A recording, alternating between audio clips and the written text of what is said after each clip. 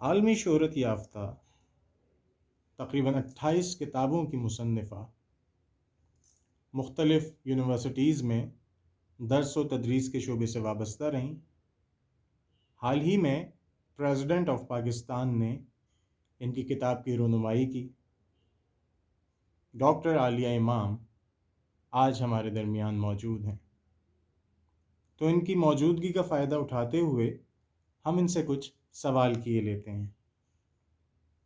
Doctor صاحبہ، یہ بتائیے واقعہ کربلا کیا ہے؟ دیکھو علی کاظمی، یہ سوال بہت غور طلب ہے۔ تفصیل میں جانے کا تو خیر موقع نہیں ہے۔ اس کو سمجھنا یوں چاہیے کہ واقعہ کربلا محض ایک واقعہ نہیں ہے، بلکہ وہ سیاسی، سماجی شعور اور جذبے کا سفر ہے جو تسلسل کے ساتھ انسان کے ذہن کو متاثر کر رہا ہے اور ہر عہد کے شعور میں لہو کی طرح اس کی فکر گردش کر رہی ہے، اور وہ کروڑوں چراغ اپنی بصیرت اور بصارت کے زمانے میں جلا رہا ہے۔ ایسا کیوں ہے؟ تمہارا سوال ہے اسی سے جڑا ہوا، یہ واقعہ کیوں ہوا؟ دیکھو علی کاظمی، اسباب علل کے رشتے تاریخ میں بہت دور تک پھیلے ہوئے۔ تفصیل میں نہ جاتے ہوئے صرف دو پہلوؤں کی طرف اشارہ کرنا چاہوں گی۔ پہلا پہلو وہ ہے جو مفکر اسلام علامہ اقبال نے تاریخ کے حوالے کیا ہے۔ یہ واقعہ کیوں ہوا، کس لیے ہوا، اس کے وجوہ کیا تھے، یہ انہوں نے بتایا۔ چوں خلافت رشتہ از قرآن گسیخت، چوں خلافت رشتہ از قرآن گسیخت، حریت را زہر اندر کام ریخت، بر زمین کربلا بارید و رفت، لاله در ویرانہا کارید و رفت، زندہ حق از قوت شبیری است، باطل آخر داغ حسرت میری است۔ کیا کہنا چاہتا ہے؟ قرآن نے انسان کو حریت اور آزادی کے تصورات سے مالا مال کیا تھا، لیکن چوں خلافت رشتہ از قرآن گسیخت، لیکن خلافتوں نے قرآن کے ان تصورات سے اپنے رشتے کو کاٹ لیا اور غلامی کا زہر پلانا شروع کر دیا۔ اس کے نتیجے میں ایک طرف قہقہے اگلتے ہوئے ایوان کھڑے ہوئے اور تین طرف نہ ترشیدہ آرزوئیں، نہ دمیدہ حسرتیں، جھلسے ہوئے ہونٹوں کا بازار سجا دیا گیا۔ کربلا اس سچویشن کو برداشت کرنے کے لیے تیار نہیں تھا۔ حسین اس پورے تناظر کو، اس پورے مناظرے کو سمجھ رہے تھے کہ انسان، مظلوم انسان کس طریقے سے پامال کیا جا رہا ہے اس کے حقوق کا، اس لیے بر زمین کربلا بارید رہا۔ قرآن کی روشنی کو وہ سمجھتے ہوئے کربلا کی زمین پر خون کی بارش ہو گئی اور اس نے ویرانے کو لالہ زار بنا دیا، لیکن یہ بھی ثابت کر دیا کہ زندہ حق از قوت شبیریت، حق صرف حسین کی ذات کی وجہ سے زندہ ہے، اور باطل آخر داغ حسرت میری ہے۔ اس کا کیا کہا اس میں اقبال نے؟ اس نے کہا چوں خلافت رشتہ از قرآن، اس کو ماں سے جوڑ لو، چوں خلافت رشتہ از قرآن گسیخت، باطل آخر داغ حسرت میری ہے، اور باطل کی تمام قوتیں ختم ہو گئی۔ ایک پہلو ہے۔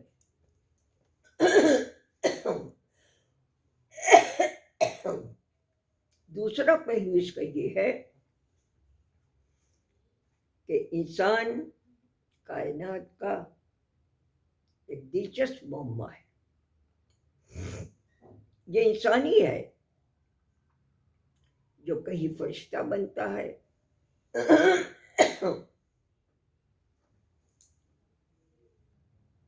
دوسرا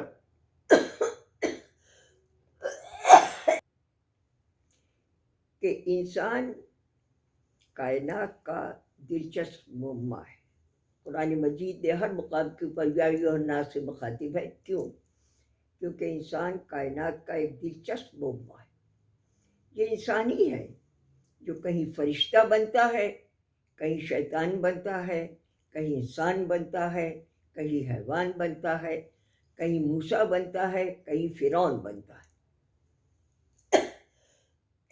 دونوں قسم کی شخصیتیں ماں کی کوکھ سے جنم لیتی ہیں، لیکن دونوں دو نظریہ حیات اور دو نظام حیات کی نشاندہی کرتی ہیں. ایک نظریہ حیات وہ ہے جو انسانی زندگی کو راکھ بنا دیتا ہے، اور دوسرا نظریہ حیات وہ ہے جو راکھ سے اجالا پھیلاتا ہے، اور جو راکھ سے اجالا پھیلاتا ہے اسے کربلا کہتے ہیں. کربلا رسول کریم کی فکر کا نقطہ عروج ہے. رسول کریم کے متعلق بس ایک ہی جملہ کہنا کافی ہے، جو انوکھی فکر تھا اور ایک نیا پیغام تھا. جو انوکھی فکر تھا اور ایک نیا پیغام تھا، اس حکیم نکتہ پرور کا محمد نام تھا. اور اس حکیم نکتہ پرور نے 3 اہم سبق ہیں جو تاریخ اسلام کے، تاریخ انسانیت کے حوالے کیے ہیں. اول، رسول کریم نے فرمایا کہ ہم ایک ایسا نظام حیات اور نظریہ حیات قائم کرنا چاہتے ہیں جہاں چند لوگ مارے خزانہ بن کر نہ بیٹھے، بلکہ زندگی کے پوشیدہ خزینے تمام انسانوں کی ملکیت قرار پائیں. جہاں اخلاقی قوانین اوپر سے تھوپے نہ جائیں، بلکہ زندگی کی معاشی تہوں کو اس طریقے سے ترتیب دیا جائے کہ ان اعلیٰ اقدار حیات کے اندر رہنا ہر انسان کے لیے ناگزیر ہو جائے. پہلا اصول تاریخ اسلام کے، تاریخ انسانیت کے رسول کریم نے اس طرح حوالے کیا. دوسرا، یہ بتایا کہ انسان کی بڑائی اور بزرگی اور برتری کو ناپنے کا آلہ دولت و ثروت نہیں ہے. اسی لیے آپ نے فرمایا کہ انا مدینۃ العلم. کہہ سکتے تھے کہ میں سردار عرب ہوں، میں سردار دنیا ہوں، جو بھی کہہ سکتے تھے، ان کے قدموں میں پوری دنیا تھی، لیکن میں انا مدینۃ العلم. اور یہ جملے جو ہیں یہ قرآن کی روشنی میں آئے ہیں. قرآن ارشاد فرما رہا ہے، ہم نے اسے خیر کثیر دیا، ہم نے اسے خیر کثیر دیا جسے حکمت دی، یعنی غور و فکر کا ایک انداز اسے عطا کیا ہے. وہ ہے عظیم انسان. اور اسی لیے آپ نے آخری لمحات میں قلم طلب کیا تھا. قلم کی عظمت دکھانا چاہتے تھے کہ وہ انسان جو قلم کو عظمت دیتا ہے، جو کتاب اور قلم کی حفاظت کرتا ہے، وہی قابل تعظیم ہے، وہی قابل تکریم ہے. یہ پیغام تھا جو رسول تاریخ کے حوالے کرنا چاہتے تھے. اور تیسرا بہت اہم ترین انہوں نے نکتہ یہ اٹھایا کہ دیکھو، جنگ یہ سرمایہ دارانہ نظام کی ایک سازش ہے جو انسانوں کو قتل کرتی ہے اپنے وجود کو منوانے کے لیے. اس لیے آپ نے ایک تاریخ ساز اور عہد ساز صلح حدیبیہ کا تاریخ کے حوالے کر دیا. صلح حدیبیہ پڑھنے کی چیز ہے، اور وہ UN میں بھی اس وقت موجود ہے. اس کا ایک چیپٹر. یہ تھا وہ پیغام جو رسول تاریخ کے حوالے کر رہے تھے. لیکن سمجھنے کی بات یہ ہے کہ جہل کی قوتیں علم کی روشنی کو برداشت نہیں کر سکتی، اس لیے وہ ٹاپوں سے گرد اڑاتے ہیں. ادھر رسول کی آنکھ بند ہوئی ہے، ادھر جتنی بھی قوتیں تھیں، جہل، تاریکی، نفرت و زرگری کی تمام طاقتیں، وہ اپنے مجموعی طاقت کے نشے میں ایک سوال کرتی ہیں رسول کریم کے نواسے سے کہ سنو، اب تم تنہا ہو، اب رسول نہیں ہے، علی نہیں ہے، فاطمہ نہیں ہے، اب کوئی نہیں ہے تمہارا. اس لیے جب دنیا ہمارے سامنے سر جھکا رہی ہے تو تمہیں بھی ہمارے سامنے سر جھکانا ہے. حسین خاموش. پوری اسٹیٹ مشینری لگا دی گئی ہے کہ حسین آئے اور ہمارے سامنے، ہماری حکومت کے سامنے سر جھکائیں. ایک مرتبہ کہہ رہا ہے یارے کون وہ انداز سروش کہ نہ امروز ہے امروز، نہ فردا ہے نہ دوش. کس کی یا رب یہ صدا ہے کہ فضا ہے خاموش. میں حسین ابن علی بول رہا ہوں خاموش. فضا خاموش ہے اور حسین کے لب اس طریقے سے گوہربار ہیں. تاریخ کے سامنے پوری قوت کے ساتھ آپ کھڑے ہو کر خطاب فرما رہے ہیں اور کہہ رہے ہیں کہ دیکھو، جہل، تاریکی، نفرت، زرگری کی تمام قوتوں کو چیلنج کرتے ہوئے فرماتے ہیں کہ تم نے رسول کی آنکھ بند ہوتے ہی ان کی فکر کو باسی دیکھ سمجھ کر الٹ دیا، اور تم نے جتنی شاہی کی قوتیں تھیں، تخت و تاج کی قوتیں تھیں، ان کو بڑھاوا دینا شروع کر دیا، جس کی نیو میں انسان کی، مظلوم انسان کی آنکھ سے ٹپکا ہوا لہو کروٹیں لیتا رہا. لیکن پھر یاد رکھو، تم نے جو یہ قہقہے ابلتے ہوئے ایوان کھڑے کیے ہیں، یہ توہین رسالت بھی ہے، لیکن توہین رسالت کے ساتھ توہین قرآن بھی ہے. اس لیے قرآن ارشاد فرما رہا ہے، اور رسول کا ہر لفظ قرآن کے مطابق ہے. قرآن ارشاد فرما رہا ہے یکنزون الذھب والفضة ولا ينفقون فی سبیل اللہ فبشرہم بعذاب علیم. تم سونے اور چاندی کو جمع کرتے ہو اور پھر اسے ان انسانوں کے لیے جن کے جھلسے ہوئے ہونٹ ہیں، جن کی تپی ہوئی نگاہیں ہیں، جن کی شکستہ کمر ہے، ان کے اوپر تم صرف نہیں کرتے ہو. تو پھر یاد رکھو کہ اسی سونے اور چاندی کو پگھلا کر تمہاری پیشانیوں کو، تمہاری پشت کو داغدار بنا دیا جائے گا اور تمہیں رسوا سرے بازار کر دیا جائے گا.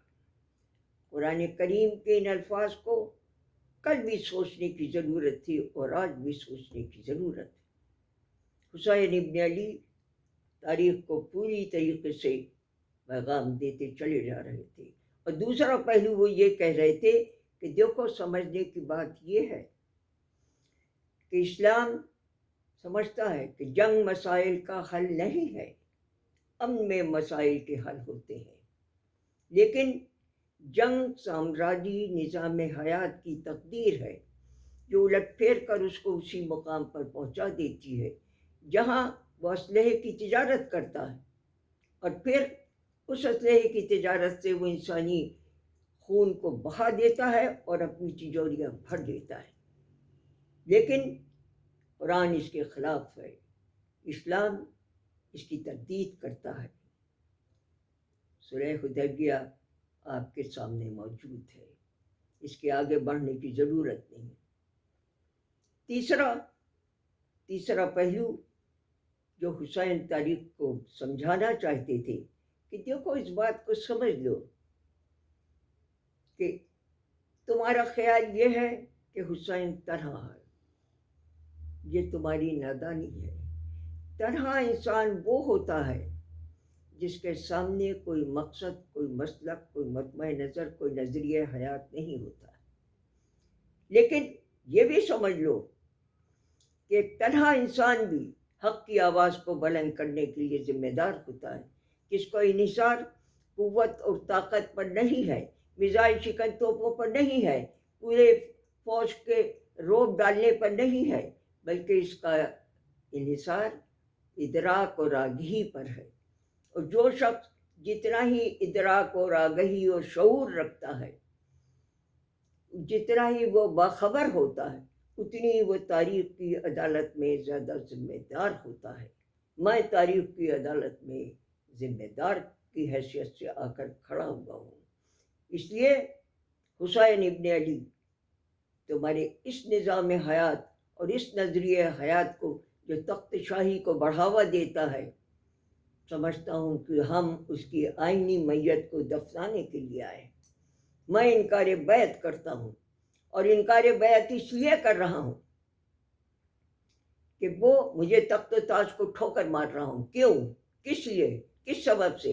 اس لیے کہ تمام زندگی اگر میں ظلم اور استبداد کی طاقتوں کے سامنے اپنا سر جھکا دیتا ہوں تو دنیا کے تمام مظلوم انسان جو ہیں وہ سرنگو ہو جائیں گے. اس لیے میں اتنی بڑی قربانی دے کر مظلوم انسانوں کے سر کو بلند سے بلند تر کرتا چلا جا رہا ہوں. یہ حسین ابن علی انکار بیعت کر رہے تھے، اور ادھر حسین انکار بیعت کر رہے تھے، ادھر تاریخ کہہ رہی تھی ارتقاء دو نظریوں کا ہوا تشت از بام.